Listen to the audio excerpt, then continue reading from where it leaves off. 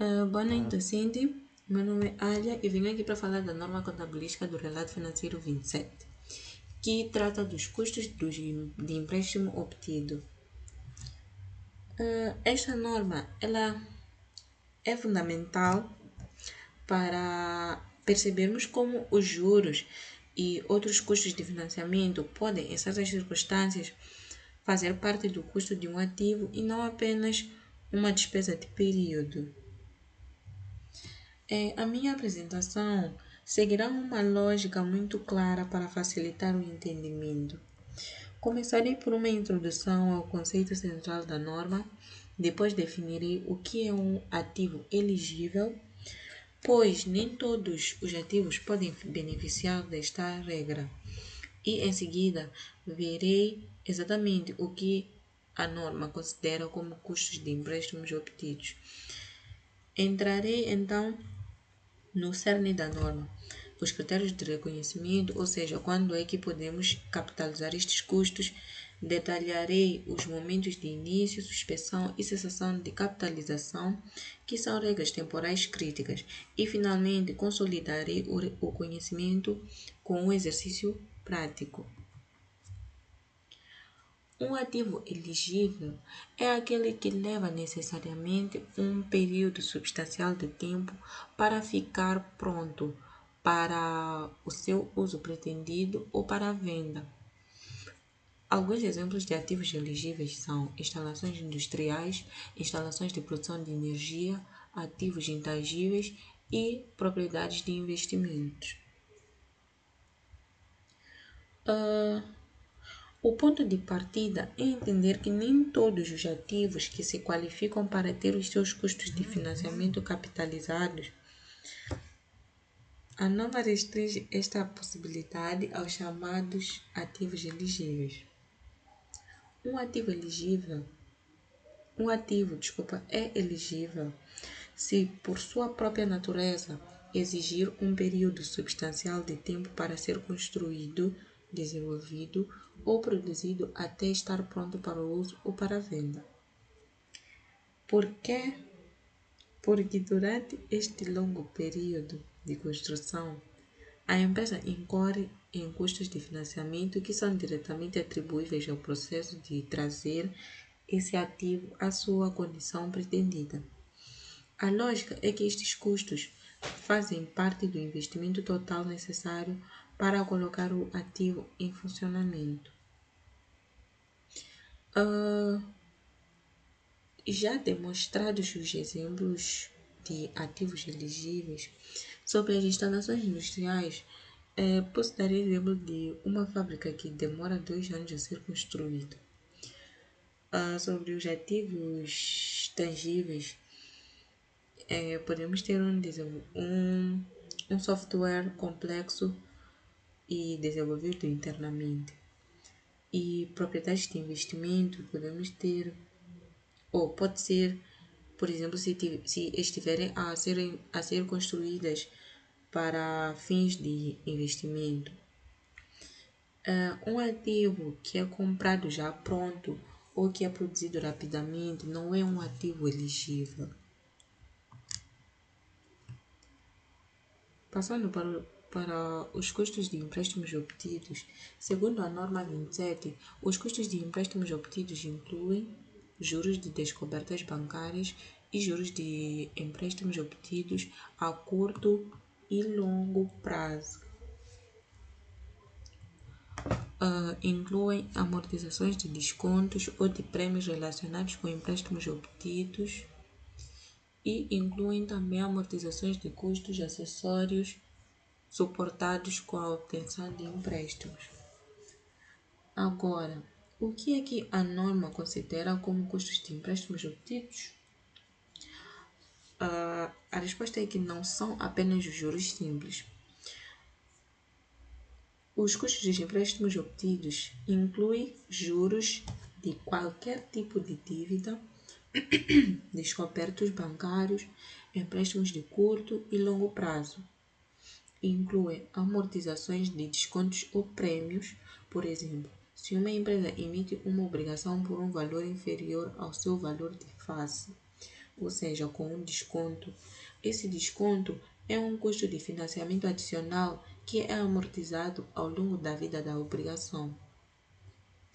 Inclui também custos acessórios, como comissões de análise de crédito, honorários legais para a constituição do empréstimo e etc.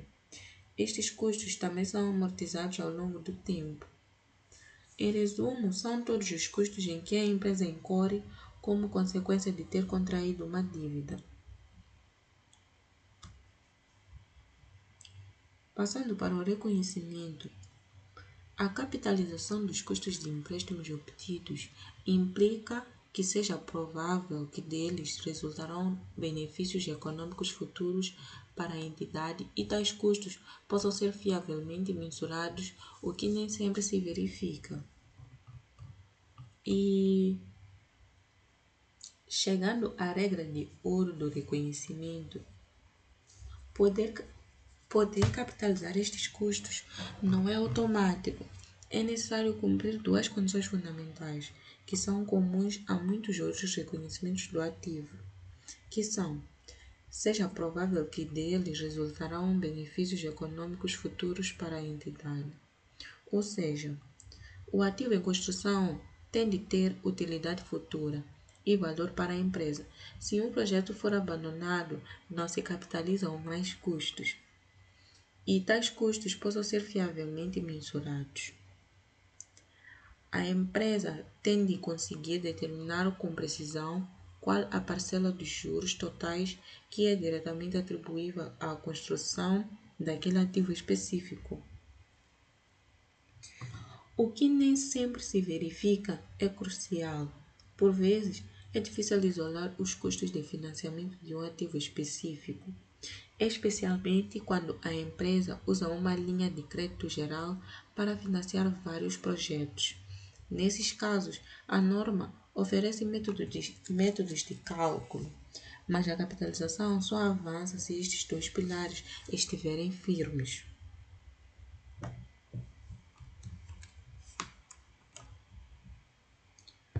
Passando para os custos de empréstimos obtidos elegíveis para a capitalização, quando o ativo elegível é financiado por fundos específicos, o custo real desses fundos, deduzido de qualquer rendimento sobre aplicações temporárias de tesouraria, será o custo a considerar para a capitalização, não existindo qualquer dificuldade na determinação desses valores.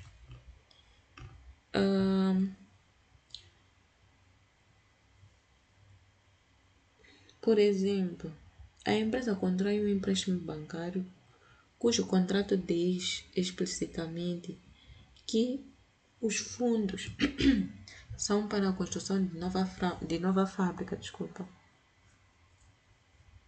Neste caso, o custo a capitalizar é o custo real desse empréstimo específico, ou seja, os juros que ele gera. Há, porém, um ajuste importante. Se a empresa, durante a construção, aplicar temporariamente os fundos do empréstimo, que não estão a ser usados de imediato, e ganhar juros com isso, esses rendimentos de aplicações temporárias devem ser deduzidos do custo a capitalizar. A lógica é que capitalizamos o custo líquido do financiamento que suportamos especificamente para aquele ativo. Início da capitalização. A inclusão dos custos dos empréstimos obtidos como parte do custo de um ativo elegível deve começar quando se efetuarem dispêndios com o ativo. Ou seja, a empresa já começou a gastar dinheiro no ativo, comprou cimento, pagou os trabalhadores, etc. Sem gastos, não há base para capitalizar. Segundo, os custos dos empréstimos obtidos estejam a ser incorridos. Obviamente, a empresa já tem de ter a dívida e estar a pagar juros sobre ela. Terceiro, as atividades que sejam necessárias para preparar o ativo para o seu uso pretendido ou venda estejam em curso. Isto significa que o trabalho físico ou intelectual da construção já começou. Não se pode capitalizar durante uma fase de planeamento ou de espera por uma licença. Só quando, só quando estas três estrelas se alinham é que o relógio da capitalização começa a contar. Suspensão da capitalização. A capitalização dos custos de empréstimos obtidos deve ser suspensa durante os períodos prolongados em que o desenvolvimento efetivo do ativo elegível é interrompido. Por exemplo, no setor imobiliário, por vezes, ocorre a suspensão da promoção por variadas razões não previstas originalmente, desde a falta de licenças de construção e etc. A capitalização, ela não é um processo contínuo e ininterrupto. Se o desenvolvimento do ativo for interrompido por um período prolongado, a capitalização dos custos de financiamento deve ser suspensa durante esse intervalo. Por quê? Porque durante uma paragem prolongada, os custos de financiamento já não estão a ser incorridos para preparar o ativo. Eles tornam-se simplesmente uma despesa financeira de período.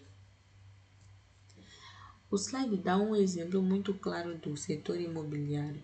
Se uma obra é parada durante meses à espera de uma licença, os juros de empréstimo durante esses meses de paragem não pode ser adicionado ao custo do imóvel. São registrados como despesa na demonstração de resultados. É importante notar que paragens breves e normais numa obra, como férias coletivas, não justificam a suspensão. Cessação da capitalização.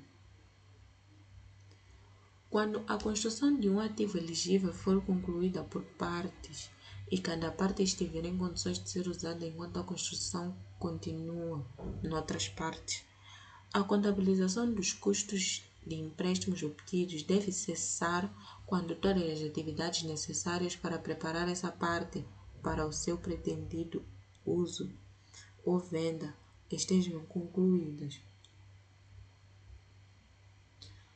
Tudo que tem um início tem um fim. A capitalização dos custos de empréstimo deve cessar quando o ativo está substancialmente pronto. O momento exato é quando todas as atividades necessárias para preparar o ativo para o seu uso pretendido ou venda estiverem concluídas.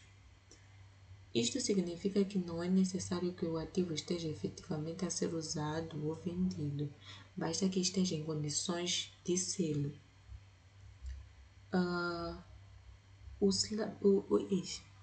O slide introduz uma nuance importante para projetos complexos e por fases. Se um ativo for concluído por partes e uma parte puder ser usada independentemente das outras, por exemplo, um complexo de edifícios onde o primeiro bloco fica pronto, a capitalização para essa parte específica cessa na data da sua conclusão, mesmo que se continue a capitalizar para as outras partes ainda em construção. Passando para o exercício para melhor percepção, tenho aqui uma questão que diz: um lote específico de aguardentes velhas conclui o seu processo de envelhecimento, estando já disponível para venda. No entanto, a empresa não vendeu qualquer unidade desse lote durante um período substancial de tempo.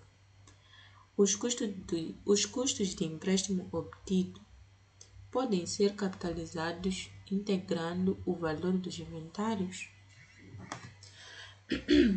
A resposta é não. A partir do momento que as aguardentes completarem o seu processo de envelhecimento e ficarem disponíveis para venda, deixarão de ser ativos elegíveis.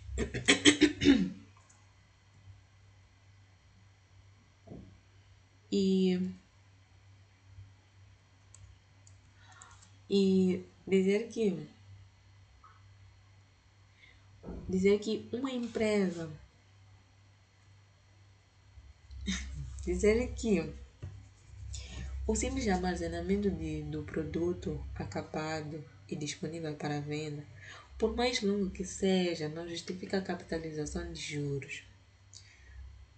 A partir da conclusão do envelhecimento, quaisquer custos de financiamento associados a esse lote devem ser contabilizados como despesa de período. Este exercício ele reforça a ideia de que a capitalização está estritamente ligada ao período de construção ou desenvolvimento do ativo. Concluindo, concluindo, né? Em resumo, a norma 27 ela estabelece um quadro rigoroso para a capitalização de custos de empréstimos, assegurando que o custo de um ativo reflete todos os recursos necessários para o trazer à sua condição operacional. Lembrando sempre da sequência lógica: ativo elegível está para custos identificáveis, que está para reconhecimento ou benefícios futuros, mais mensuração fiável, que está para regras de início, suspensão e sucessão. E cessação, desculpa. E cessação. Esta norma ela é crucial para uma correta representação de custos de ativos e dos resultados da empresa. Obrigada pela atenção dispensada até aqui.